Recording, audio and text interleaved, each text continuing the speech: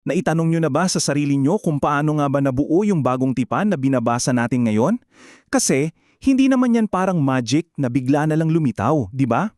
Sa pagtalakay natin ngayon, na base sa mga turo mula sa Christ the Savior Parish dito sa Pilipinas, sasagutin natin yung malaking tanong na yan. Sino ba talaga ang nag-decide kung anong mga aklat ang mapapasama? So ito yung magiging flow ng usapan natin. Una, titingnan natin ang Biblia in a different way, hindi bilang libro, kundi isang buong library. Tapos, aalamin natin yung salitang canon. Ano ba yan at bakit yan ang naging panukat?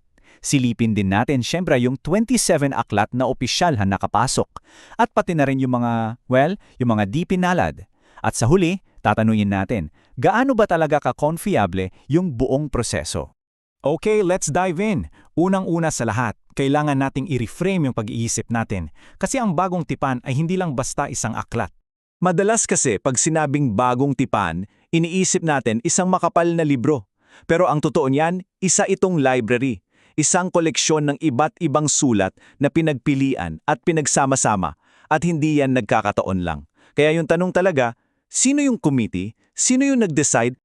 At ang sagot sa tanong na yan ay umiikot sa isang napakahalagang konsepto. Ito yung tinatawag na canon. Ito yung susi sa lahat. So ano ba itong canon?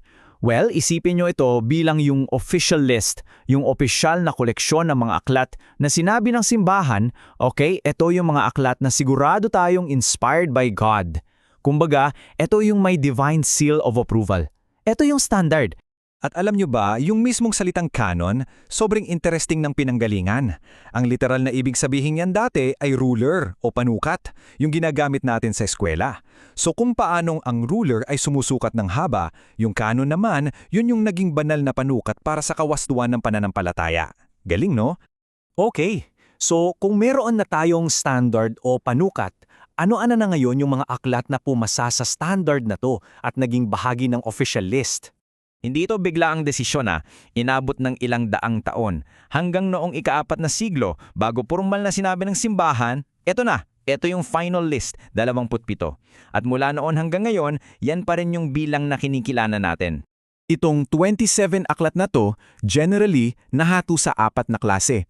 Una, yung mga ebanghelyo, yung kwento ng buhay ni Kristo. Pangalawa, yung gawa, yung simula ng simbahan.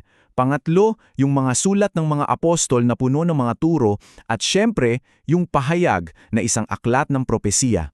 Pero sa dami ng kriteriya na ginamit, mayroong isang pinaka-importante, yung parang golden rule ika nga, at yon ay ang apostolic origin. Dapat ang isang aklat ay may malinaw at direktang koneksyon sa mga apostol. Isinulat man nila o isinulat ng isang taong sobrang lapit sa kanila. Yun yung non-negotiable. At syempre, kung may mga aklat na nakapasok, natural, meron ding mga hindi. So anong nangyari sa kanila? Anong kwento nitong mga aklat na naiwan? Ang tawag sa kanila ay apocryphal. Kasi noong mga panahong yon, ang dami-daming sulatin na kumakalat na sinasabing galing sa Diyos. Pero dumaan sila sa masusing pagsusuri ng simbahan at marami sa kanila ang hindi pumasa sa apostolic test. Walang sapat na ebidensya na galing nga sila sa mga apostol. Pero heto yung clarification. Mahalaga to. Hindi porket apocryphal ay masama na agad o mali. Actually, ang ilan sa mga aklat na ito ay iginagalang pa rin at yung mga kwento sa loob naging bahagi na ng ating banal na tradisyon. Ang perfect example dyan ay yung Proto-Ebanghelyo ni Santiago. Wala yan sa Biblia. Pero alam nyo ba, diyan galing yung mga kwento natin tungkol sa buhay ni Mama Mary. Pati yung pangalan ng mga magulang niya, sina San Joaquin at Santa Ana, diyan natin nalaman. So may halaga pa rin sila. Okay, so malinaw na yung proseso. Pero nangyari yan halos 2,000 taon na ang nakalipas. Ang tanong ngayon, paano tayo nakakasigurado na yung mga kopya na hawak natin ngayon ay mapagkakatiwalaan pa rin? Based sa mga turo, 2 yung matibay na ebidensya.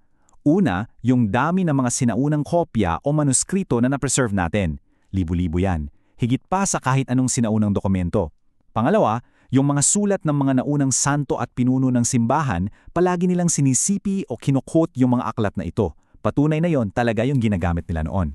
At kung titingnan natin yung timeline, grabe, Isinulat yung mga aklat noong 40s to 60s, yung pinakamatandang piraso ng manuscript na nahanap natin galing sa year 125. Ang liit lang ng agwat, di ba? Ibig sabihin, malaki ang tiwala natin na yung binabasa natin ngayon ay yun din mismo yung sinulat nila noon. Kaya ang bottom line sa totoo lang ay ito. Pagdating sa historical reliability at dami ng ebidensya, walang-wala. Yung ibang mga sinaunang kasulatan, yung mga sinulat ni Plato, ni Homer, wala sa kalingkingan ng ebidensya para sa bagong tipan. It stands alone bilang pinaka-reliable na sinaunang teksto sa buong mundo. So ayun, malinaw na yung bagong tipan? Hindi yan basta-basta. Dumaan yan sa isang maingat at masusing proseso gamit ang isang banal na panukat. At iwan ko kayo sa tanong na ito. Kung yung kanon ang naging panukat ng pananampalataya noon, paano naman ito sinusukat ang buhay at ang mundo natin ngayon?